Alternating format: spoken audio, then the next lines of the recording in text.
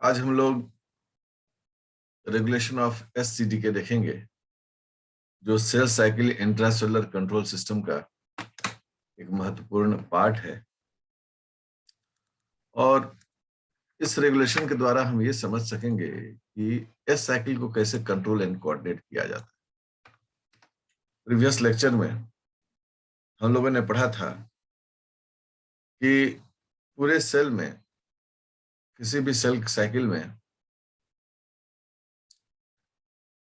DNA replication एक ही बार होता है, ठीक है ना। इन अ cell cycle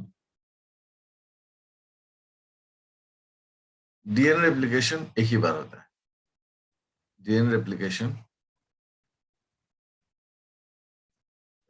occurs once only, मतलब एक ही बार होता है, ठीक है।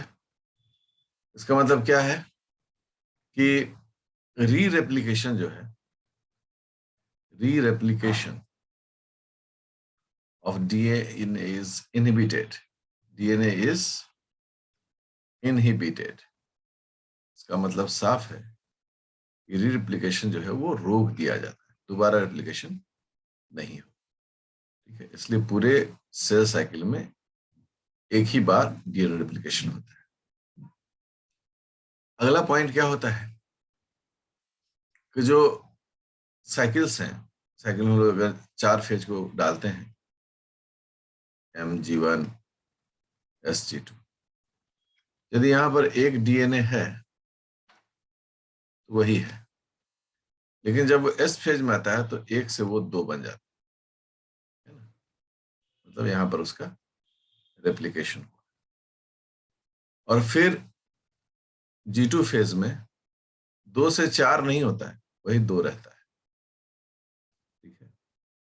और यही 2 डीएनए जो है वो M फेज में फिर से क्या हो जाता है, अलग हो जाता है, मतलब 2 सेल में, ये 2 न्यूक्लियस में ये डीएनए चला जाता है। तो यदि हम बात को समझें, जैसे इस तरह से हम इसको घेरा कर, तो ये है न्यूक्लियस, ओके, ये है न्यूक्लियस ऑफ G1, ये G1 का न्यूक्लियस है, ठीक है। ये जो है वो न्यूक्लियस ऑफ S फेज है, न्यूक्लियस ऑफ S। ये जो है वो न्यूक्लियस ऑफ G2 है, और ये न्यूक्लियाई ऑफ M फेज है। अब यहाँ न्यूक्लिया इसलिए हो गया कि यहाँ पर 2 न्यूक्लियस बन चुके हैं। तो इस प्रकार से ये न्यूक्लियर डीएनए रेप्लिकेशन का सिग्निफिकेंस होता है। इसका मतलब है कि डीएनए रेप्लिकेशन सिर्फ एक बार होता है और वो होता है एस फेज। उसके बाद क्यों नहीं हो पाता, क्योंकि उसको जो स्टिमुलेट करना है, मतलब उसको रेप्लिकेशन के लिए जो प्रमोट करना है, जो ओआरसी कॉम्प्लेक्स बनना है, उस ओआरसी कॉम्प्लेक्स को नहीं बनने दिया जाता है। इसका रिजल्ट क्या होता है कि डीएनए रेप्लिकेशन नहीं होता है। अब जैसा कि रेप्लिकेशन प्रोटीन्स का बड़ा एक महत्वपूर्ण रोल होता है, कुछ ऐसे प्रोटीन्स जिसकी चर्चा हम करना जरूर चाहेंगे, जैसे कि ओआरसी, ठीक है, जैसे कि CDC6, ठीक है, जैसे कि CDT1। यहाँ CDT1 तो प्रीवियस लेक्चर में नहीं बताए थे, लेकिन अभी आपको हम इसे बता दे रहे हैं। और MCM हेलिकेज, ये 4 ऐसे प्रोटीन होते हैं, अगर चारों प्रोटीन एक साथ जुड़ जाए डीएनए पर तो फिर डीएनए रेप्लिकेशन होकर रहता है, ठीक है ना। ये जो ओआरसी है, इसे हम लोग क्या कहते हैं, ओरिजिन रेप्लिकेटर या रेप्लिकेशन कॉम्प्लेक्स, ठीक है ना। ये ओआरसी पहचानता है किसको, रिकॉग्नाइज करता है, रिकॉग्नाइजेस ओरी। ओरी मतलब हो गया जिस जगह से ओरिजिन स्टार्ट होता है। ये दोनों जो प्रोटीन है उसे हम लोग कहते हैं हेलिकेज लोडर। अब सब हम लोग जानते हैं, रेप्लिकेशन पढ़े हुए हैं, कि हेलिकेज जो है वो डीएनए रेप्लिकेशन में दोनों से जो एंटी पैरेलल ये है डीएनए के जो उसको अलग करता है, उसका हाइड्रोजन बॉन्ड होता है, और ये होता है एमसीएम हेलिकेज।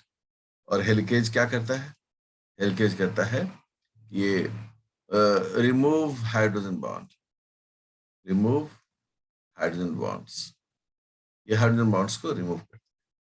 तो ये अगर चारों एक साथ मिल जाए, चारों अगर ये कॉम्प्लेक्स मिल जाए तो फिर क्या होगा? डीएनए रेप्लिकेशन हो कर रहे हैं। जैसे कि अगर हम एक डायग्राम दिखाएं, ये हमारा डीएनए है, डीएनए का 2 स्ट्रैंड, ठीक है, ये डबल स्ट्रैंडेड डीएनए, ठीक है, और इस डीएनए पर ये जो है ये ओरी साइट, इसे हम लोग कह रहे हैं ओरी। तो अगर सोचो कि यहां पर सब मिलकर आकर जमा हो जाए, जैसे कि मान लो हम कहें कि यहां पर आ गया ओरिजिन रेप्लिकेशन कॉम्प्लेक्स जो इसको पहचानता है, साथ ही साथ यहां पर आ गया CDC6, CDT1, CDC6, ये जोड़ा में आता है CDT1, ये हो गया CDC6, ओके, और ये हो गया CDT1, ये हो गया CDT1। वैसे इसके बारे में हम लोग रेप्लिकेशन में खूब पढ़ते हैं। और उसके अलावा जो हम लोग कह रहे हैं वो है हमारा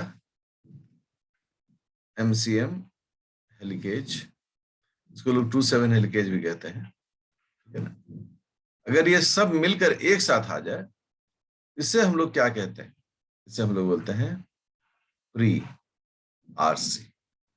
आरसी मतलब रेप्लिकेशन कॉम्प्लेक्स, ठीक है, मतलब ये जो है क्या करेगा? रेप्लिकेशन को कराएगा,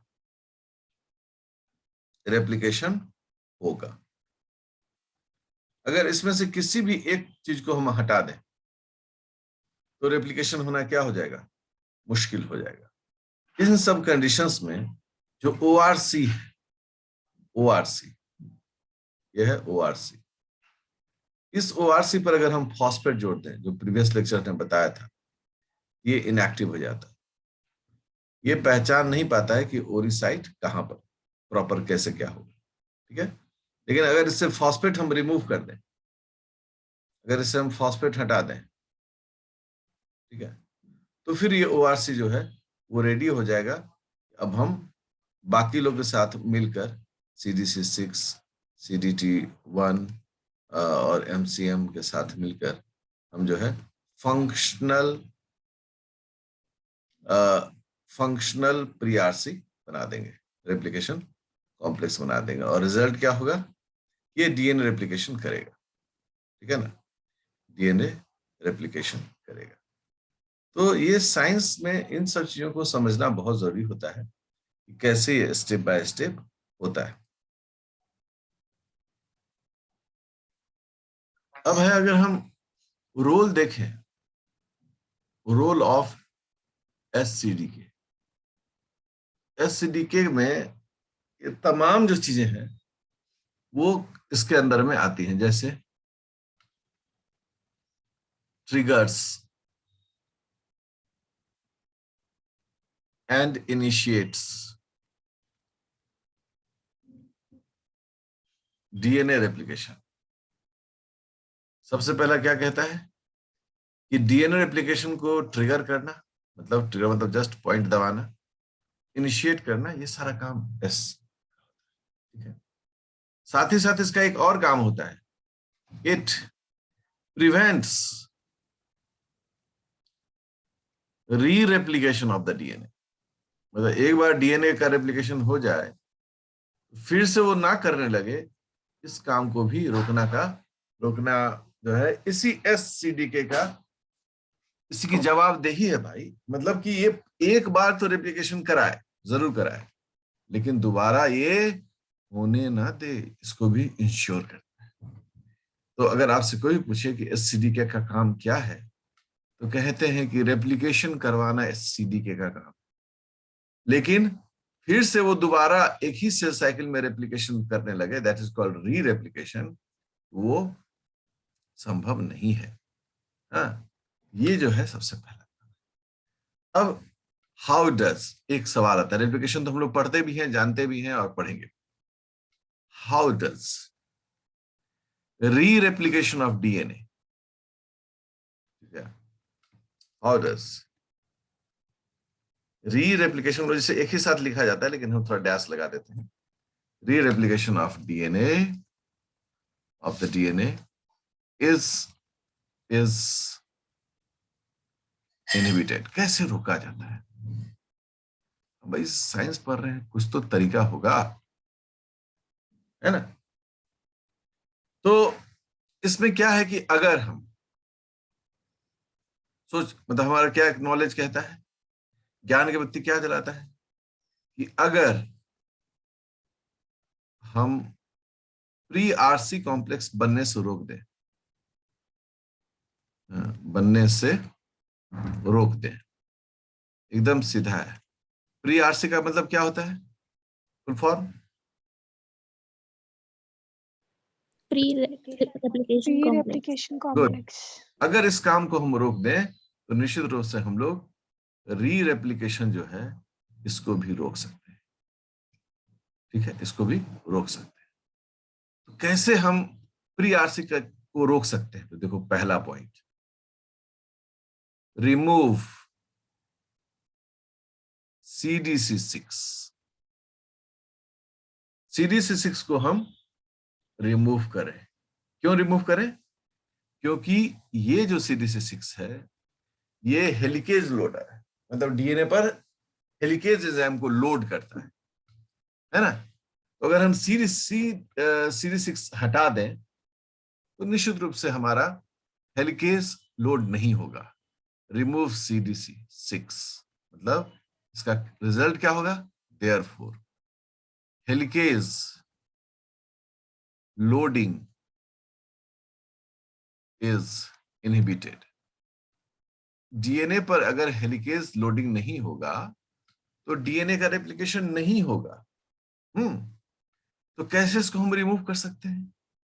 तो CDC के साथ 6 के साथ हम लोग ATP से एक फॉस्फेट का ट्रांसफर करें। ठीक है, तो क्या होगा? CDC6 और इसमें ये फॉस्फेट जुड़ जाएगा प्लस ADP। ठीक है, और ये जो काम होता है विद्यार्थियों, यह काम किसके द्वारा कंडक्ट होता है? SCD के मतलब कि CDK2, cyclin dependent kinase number 2 इस घटना को करता है। अब जैसे ही CDC6 तैयार हो गया, अब ये अगला स्टेप जो होगा वह प्रोसेस शुरू हो जाएगा यूबीक्विटाइलेशन का, मतलब कि अब इनका तोड़ फोड़ का काम शुरू हो जाएगा। और यहां पर SCF एंजाइम जो है वह पार्टिसिपेट करेगा। प्रीवियस लेक्चर में SCF पढ़ाया हुआ है, और वो क्या करेगा? Degrade the CDC6 phosphate complex, इसको ये डिग्रेड कर देगा। रिजल्ट क्या हो गया कि हमने सेल से CDC6 को पूरी तरीके से हटा दिया, और इसका नतीजा हुआ कि हेलिकेज अब डीएनए पर लोड नहीं होगा, और उसका नतीजा होगा कि डीएनए रेप्लिकेशन फिर से नहीं होगा। एकदम सीधी बात। ठीक है,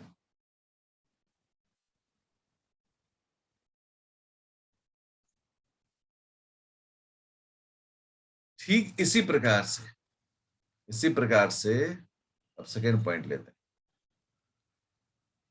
हैं, MCM27 हेलिकेज, ये एंजाइम का पूरा नाम है।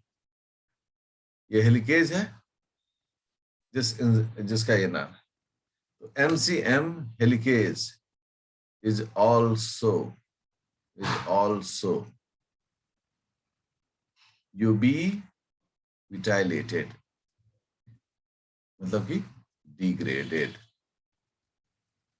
MCM हेलिकेज भी क्या होता है, इसको मतलब डिग्रेड कर दिया जाता है, ठीक है। MCM का फुल फॉर्म होता है mini chromosome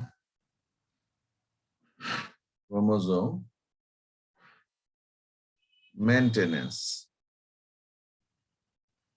mini chromosome maintenance इसका फुल फॉर्म होता है, ठीक है। मीनवाइल अब कैसे MCM को ये डिग्रेड करता है, कैसे इसको ये डिग्रेड करता है, तो ठीक वही प्रक्रिया वही है, हम सीधे MCM लिखते हैं, ठीक है ना, इतना लंबा नाम नहीं लिखकर हमें MCM, ये हमारा MCM है और इसके साथ ATP, इसमें कि 3 फॉस्फेट है, उससे एक फॉस्फेट इस MCM को ट्रांसफर कर दिया जाता है, देखो ये फॉस्फेट जुड़ गया प्लस ADP हो गया, और यहां पर इस घटना को कौन कैटलाइज करता है, SCD। एक बार जब ये फॉस्फेट जुड़ गया फिर इसमें SCF कॉम्प्लेक्स का काम हुआ, एंजाइम का काम हुआ, और उसने क्या कर दिया, डिग्रेड कर दिया, किसको डिग्रेड कर दिया, MCM फॉस्फेट। साइंस बहुत आसानी से समझ में आता है कैसे हम बनाते और बिगाड़ते हैं, तो इस प्रक्रिया में ये SCDK जो है ये बहुत महत्वपूर्ण, अगर ये नहीं रहे ये घटना नहीं होने वाला है।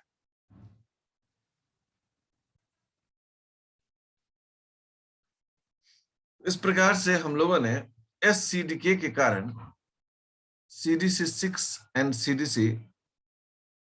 CDC6 एंड MCM, इन दोनों को हम लोगों ने क्या कर दिया, डिग्रेड कर दिया, दोनों को हम लोगों ने डिग्रेड कर दिया, और इस प्रकार से री रेप्लिकेशन प्रोसेस में ये सारी चीजें रुक जाती है, ठीक है। और ये जो है अब जैसे कि S फेज में रेप्लिकेशन हुआ, ठीक है ना, अब उसके बाद G2 फेज है, फिर M फेज है, किसी फेज में DNA दोबारा री रेप्लिकेट नहीं करता है क्योंकि ये सारी चीजें सेल से गायब हो जाती है, इसीलिए इनका दोबारा रेप्लिकेशन होना संभव नहीं है। अब हम लोग एक दूसरे टॉपिक की ओर बढ़ रहे हैं, and that is called role of MCDK, role of MCDK। देखो कैसे रेगुलेशन स्टडी हम लोग करते हैं, कैसे हम लोग सेल साइकिल को पढ़ने वक्त में ये समझ में आता है कि हमको सेल साइकिल को कैसे देखना चाहिए। ये MCDK किसको कंट्रोल एंड रेगुलेट करता है, कोऑर्डिनेट करता है, तो हम कहते हैं कि MCDK controls and coordinates the mitosis। Mitosis को ये कंट्रोल एंड कोऑर्डिनेट करता है। माइटोसिस के बारे में हम सब जानते हैं कि सेल का बेसिक सेल डिवीजन का टॉपिक है माइटोसिस, तो ये माइटोसिस को कंट्रोल एंड कोऑर्डिनेट करता है। माइटोसिस में क्या होता है, what happened during mitosis, तो कुछ अगर मेन पॉइंट्स को अगर हम लोग देखें जो माइटोसिस के दरमियान में घटता है, तो एक पहला चीज है वो है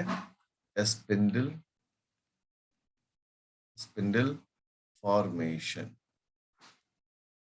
एंड बाइंडिंग टू डीएनए या फिर क्रोमोसोम जिसे हम लोग कहते हैं।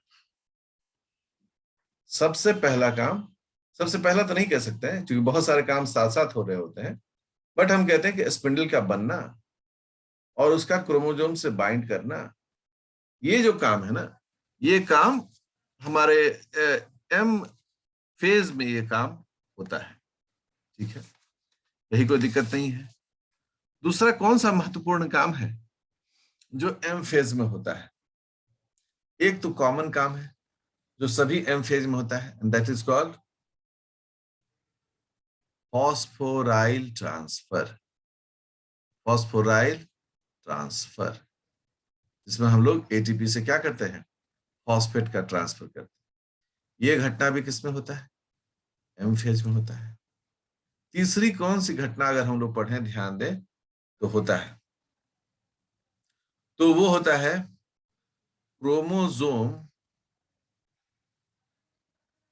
Chromosomal coiling and condensation. देखिए तीसरा जो पॉइंट है वो भी बहुत महत्वपूर्ण है। क्रोमोसोम को क्वाइल करना और कंडेंस करना, सिकुड़ना, यह भी एम फेज की कैरेक्टरिस्टिक फीचर में से आता है। यह एम फेज के दरमियान में यह घटना होती है। चलो बढ़िया है। ये सारा हम लोग किसके लिए देख रहे हैं, ये हम लोग देख रहे हैं माइटोसिस में। और ये जितने भी घटनाएं हैं ये किसके द्वारा रेगुलेट किया जा रहा है, एमसीडी के। एकदम सीधी बात, कोई उल्टी बात नहीं। Chromosomal coiling and condensation. अगला जो चौथा पॉइंट है इसमें, फोर्थ पॉइंट, वो है depolymerisation. Depolymerisation of nuclear lamin. ठीक है ना, न्यूक्लियर लेमिन्स जो होते हैं, जो न्यूक्लियर मेम्ब्रेन को बनाते हैं, उसको डीपॉलीमराइज करना, मतलब उसको खोलना। इससे कारण क्या होता है कि न्यूक्लियर मेम्ब्रेन या इन्वेलप भी कहते हैं, मेम्ब्रेन डिसअपियर्स। न्यूक्लियर मेम्ब्रेन जो होते हैं वो डिसअपियर्स होते हैं। ये भी काम बड़ा जरूरी है, प्रोफेज में ये काम होता है। फिफ्थ में अगर हम लोग देखें तो वो इसमें ऐसा लिखता है कि एक्टिन क्या है, एक माइक्रोफिलामेंट है। एक्टिन साइटोस्केलेटन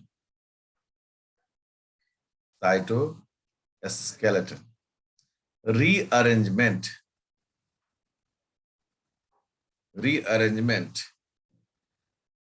ठीक है, एंड माइक्रोट्यूब्यूल रीअरेंजमेंट।